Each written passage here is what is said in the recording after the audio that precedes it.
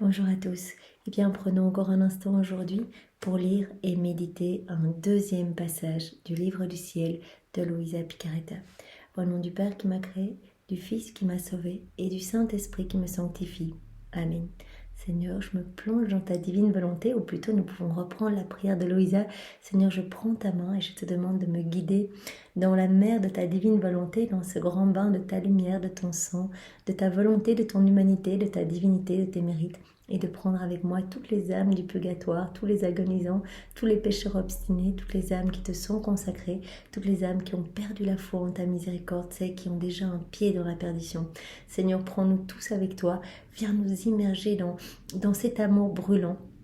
Remplis-nous de toi, Seigneur. Vraiment, nous ouvrons grand nos cœurs pour recevoir, au nom de tous, eh bien, tout ce que tu veux nous donner. Tout ce que les autres ne veulent pas, eh bien, déverse-le dans nos cœurs pour que nous puissions, eh bien, grandir en amour pour toi, grandir en sainteté et mieux te servir, Seigneur. Nous voulons devenir de bons outils entre tes mains, alors que ta volonté soit faite sur nos vies. Viens maintenant nous disposer complètement pour recevoir ce nouvel enseignement que tu nous donnes encore pour vraiment nous donner cette envie de nous unir continuellement à toi. Merci Seigneur, avec tes propres remerciements, parle à travers ma bouche, envoie-moi ton Esprit Saint, que je reste toujours uni à toi dans ta vérité. Alors, le passage que nous allons méditer est celui du 1er juillet 1923, toujours dans le volume 15. Je m'unissais à la très sainte volonté de Dieu en visitant l'esprit de chaque créature et en offrant amour à mon Jésus pour chaque pensée des créatures. Pendant que je faisais ainsi, une pensée me vint à l'esprit. Quel est l'avantage de prier de cette façon? Vous avez ce demande, voilà, elle passe son temps à se plonger dans la divine volonté et à réparer, voilà, elle offre pour tout l'amour que Jésus a mis dans la création, eh bien, elle offre cette réciprocité d'amour au nom de tous, eh bien, dire je t'aime Jésus au nom de tous ceux qui ne t'aiment pas, je t'adore au nom de tous ceux qui ne t'adorent pas, je prends tes bénédictions, je te les offre, je prends l'affection de ta maman, ses baisers, je te les offre, elle fait ça tout le temps. Et elle se dit à un moment, mais quel est l'avantage de prier de cette façon? Cela semble bien plus être un non-sens qu'une prière. Elle se dit en fait ce que je fais c'est pas du tout une prière, on dirait que c'est comme voilà, un non-sens. Bougeant en moi, mon aimable Jésus me dit: ma fille, veux-tu savoir les avantages de cette manière de prier? Quand la créature lance le caillou de sa volonté dans l'immense mer de ma divinité, alors, si sa volonté veut aimer, les eaux de la mer infinie de mon amour se rident et je sens les ondes de mon amour exhaler leur parfum céleste. Et en fait, à chaque fois que tu te plonges dans ma divine volonté, Louisa, par exemple, tu veux prier dans ma divine volonté, eh bien, c'est comme si tu jetais un caillou dans cette grande mer de lumière qu'est ma divine volonté.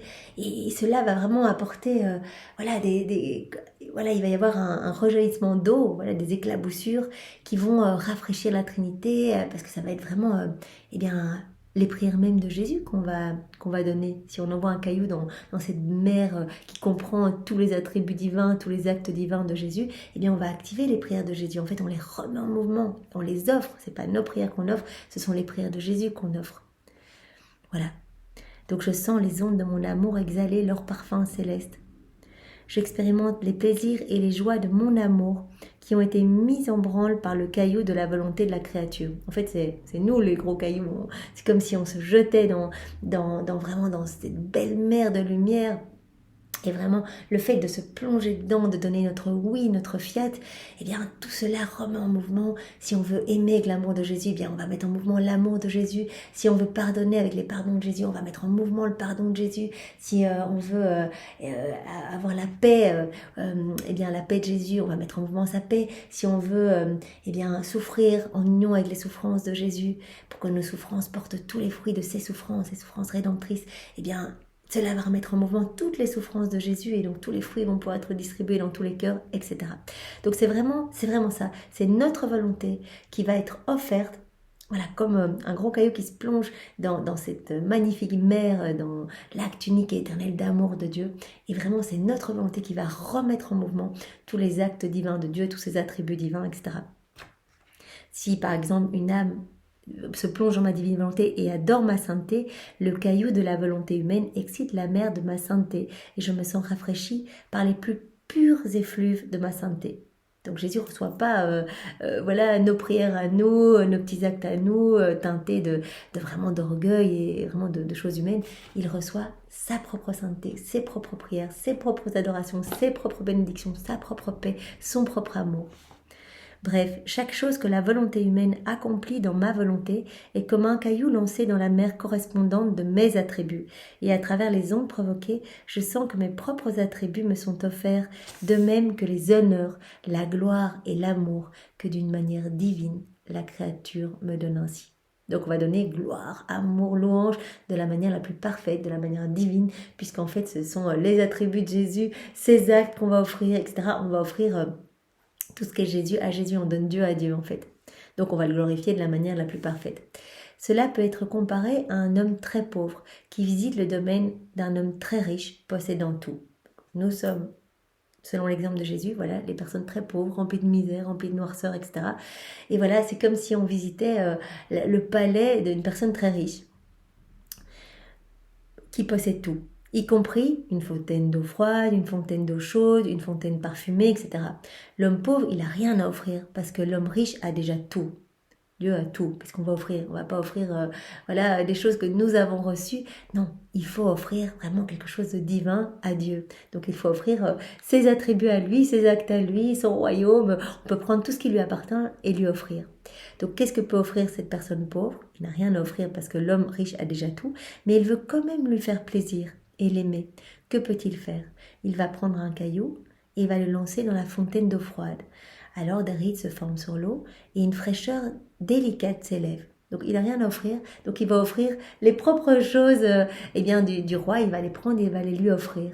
Et par sa volonté, il a l'idée de mettre en mouvement, en lançant un petit caillou dans la fontaine d'eau froide par exemple, il va rafraîchir l'atmosphère voilà, par ces petites gouttes d'eau qui vont sortir, etc. Le maître de la maison jouit du plaisir que lui donne cette fraîcheur et par là apprécie les biens qu'il possède.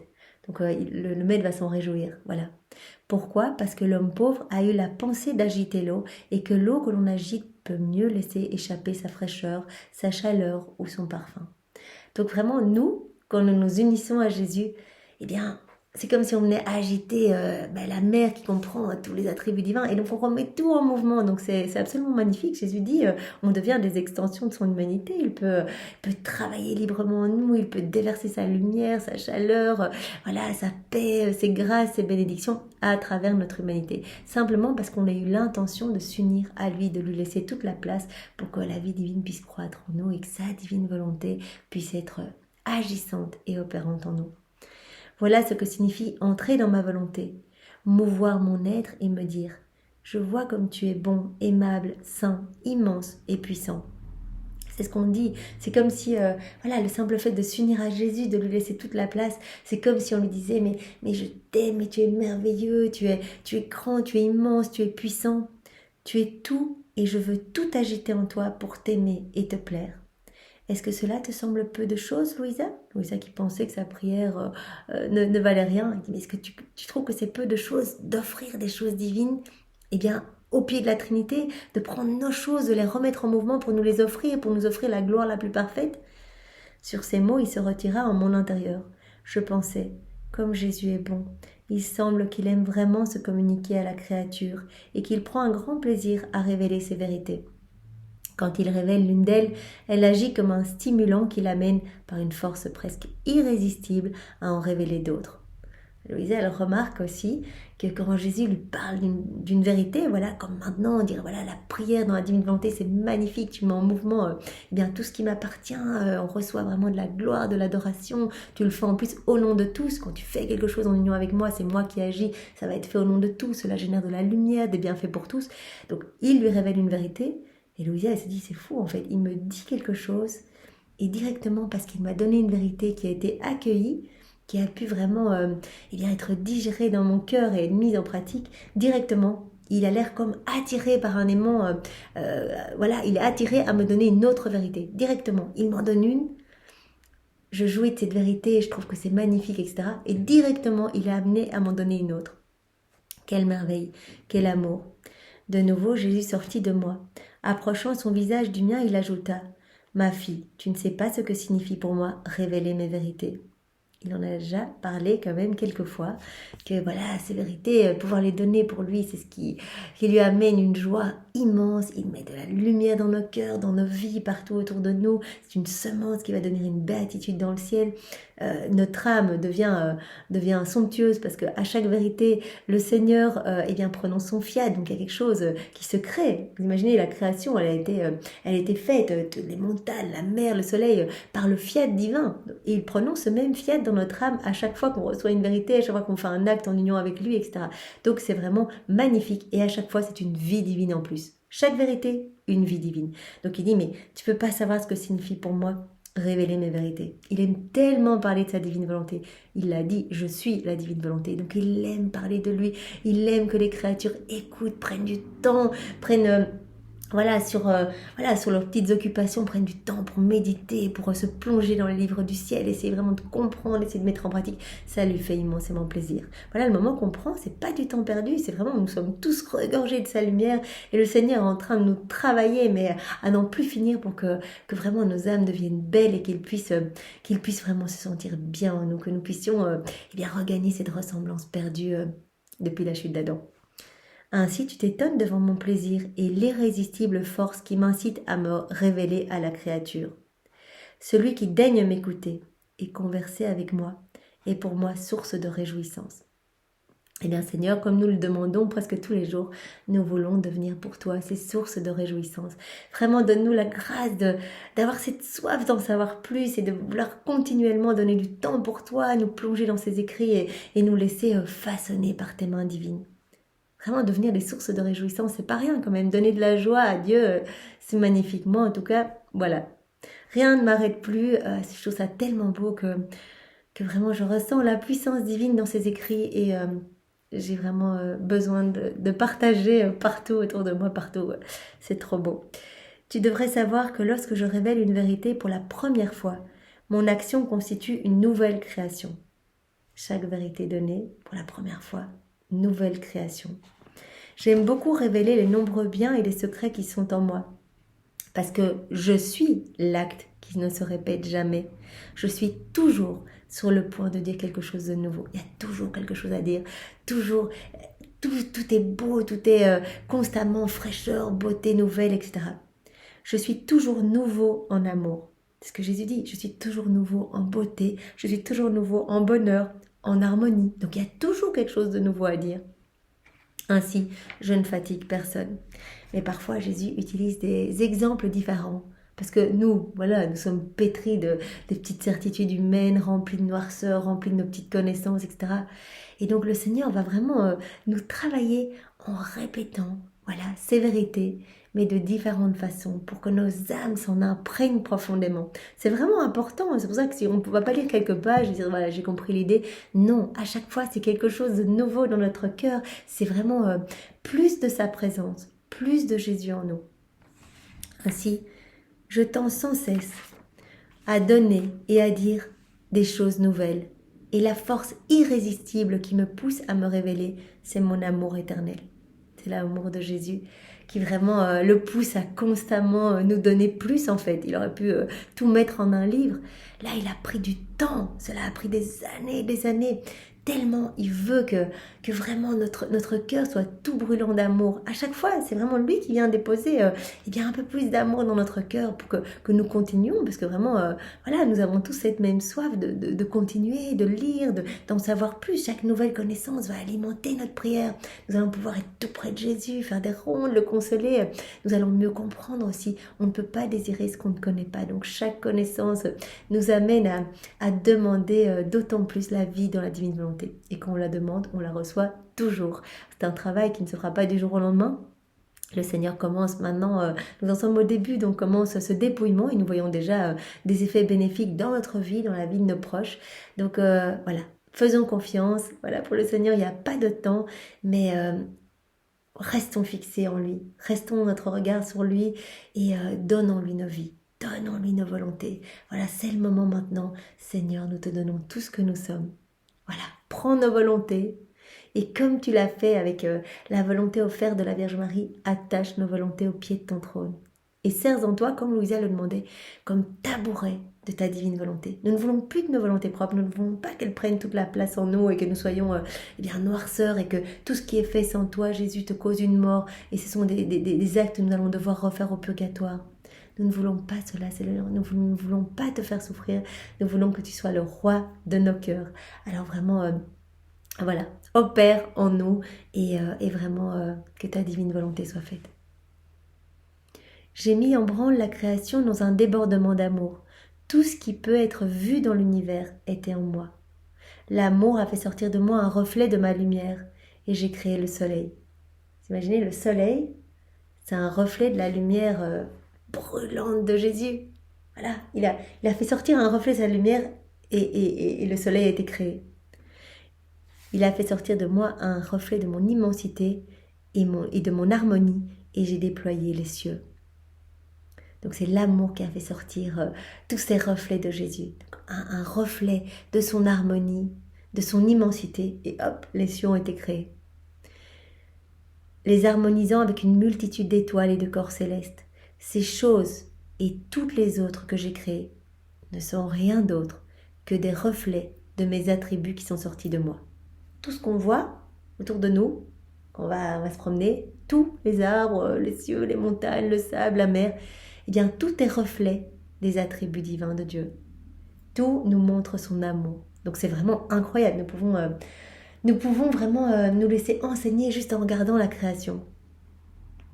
Ainsi mon amour trouva son écoulement. Donc l'amour de Dieu a toujours besoin de se déverser. Donc il s'est déversé à travers toute la création. La création, elle est pour nous. Rappelons-nous, la Trinité n'avait pas besoin de la création. Donc c'est vraiment un débordement d'amour pour nous, vraiment pour nous témoigner cet amour brûlant, mais à travers tout. Mon amour trouva son écoulement et je pris grand plaisir à voir tout ce qui était en moi dispersé en petites particules planant sur toute la création. Cependant, quelle n'est pas ma joie quand je révèle mes vérités, qui sont non pas des reflets de mes attributs divins, mais la substance même des biens qui se trouvent en moi. Quand Jésus nous donne une vérité, c'est une vie divine qu'il nous donne. Une vérité, là maintenant, chaque fois qu'on médite sur un passage. C'est pour ça que j'essaie de faire en plusieurs séquences, pour ne pas mixer toutes les vérités ensemble, pour vraiment laisser le temps de digérer, de faire peut-être, méditer sur un passage le matin et méditer sur un autre passage le soir, voilà. Mais il faut digérer. On ne va pas lire 50 pages d'un coup, sinon on ne va pas vraiment recevoir ces vérités. Donc ce que Jésus nous dit, c'est que chaque vérité, c'est la substance même des biens qui se trouvent en lui, qui parle de moi avec éloquence, pas silencieusement comme le font toutes les choses de la création, mais avec éloquence. Chaque vérité nous parle de Dieu, nous parle de la substance de Dieu, nous parle de tout ce qu'il est. Puisque ma parole est créatrice, quelle n'est pas ma joie quand je vois les vérités que je révèle former une nouvelle création dans les âmes. Quand Jésus nous dit quelque chose, sa parole est créatrice. Quand nous recevons ces vérités, eh bien, il y a une création dans notre âme. Un ciel nouveau. Jésus nous le dit, voilà, à chaque fois que vous recevez une vérité, il y a un nouveau soleil, il y a des étoiles dans votre cœur, j'orne votre âme, et bien des plus beaux ornements du ciel. Donc c'est absolument magnifique. À chaque fois qu'on s'unit à Jésus, c'est pareil, un soleil, une étoile, on se gorge de sa lumière, etc. Même si d'un seul fiat, j'ai créé autant de choses, ainsi en révélant mes vérités, ce n'est pas seulement un fiat que je prononce, donc il prononce un fiat quand il réveille ses vérités, mais prononce en plus d'un fiat, je révèle des vérités que je fais connaître. Ce n'est pas seulement un fiat que je prononce, mais des vérités que je fais connaître. Imagine mon plaisir quand je révèle mes vérités aux âmes, non pas silencieusement, mais d'une voix retentissante. Voilà, dans la création, tout son amour est là. Mais il faut que nos yeux soient ouverts pour le voir. Donc son amour est là, brûlant pour chacun de nous, mais il est silencieux. Ici, avec Louisa, il peut parler de ses vérités avec une voix retentissante. Et donc il dit, mais j'en ai un tel bonheur, mais vraiment, c'est vraiment un débordement d'amour dans chacune de mes vérités. En révélant mes vérités, mon amour trouve son épanchement et célèbre. Son amour célèbre. C'est tellement beau et je crois que Je crois que voilà, il y a des personnes qui pensent qu'il y a peut-être trop de vidéos, voilà, etc. On parle trop des écrits du ciel. Mais c'est tellement beau. Chaque moment, l'amour de Jésus célèbre chaque nouvelle vérité. Là, vous êtes tous là et vous recevez cette joie, ces grâces, ces bénédictions. Tout le ciel est en fête. Il y a un surcroît de gloire pour la Trinité, pour les saints. Il y a des grâces qui sont déversées dans tous les cœurs. Il y a des purifications, des sanctifications, des âmes qui sont sauvées, d'autres qui se convertissent. On n'imagine pas tout ce qui se passe au niveau spirituel. Donc, continuons. Et vraiment, voilà, faisons confiance au Seigneur. Cela lui fait plaisir quand on parle de ces vérités, quand on les médite, quand on prend du temps pour cela. Alors vraiment, prenons du temps tous les jours et donnons tout pour le Seigneur. Il finit en disant, j'aime extrêmement ceux qui daignent m'écouter.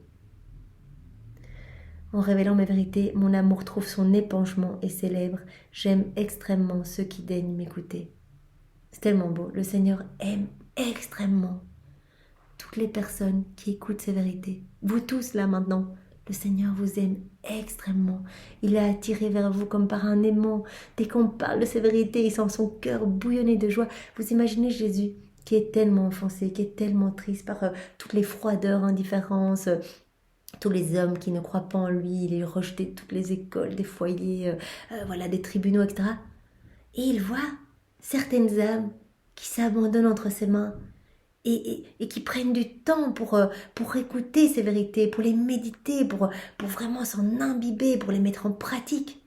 Il aime extrêmement quand on écoute ces vérités, quand on en parle, il se sent glorifié. C'est pas un moment perdu, c'est un moment où nous glorifions, mais de la manière la plus parfaite, le Père, Jésus et l'Esprit Saint. C'est ce que nous voulons, Seigneur. Alors vraiment, donne-nous cette grâce de continuer à vouloir toujours en savoir plus. Sois béni, notre Seigneur. Vraiment, sois béni et nous t'aimons au nom de tous. Au nom du Père et du Fils et du Saint-Esprit. Amen. Soyez tous bénis et passez une belle journée dans la divine volonté de Jésus. Au revoir.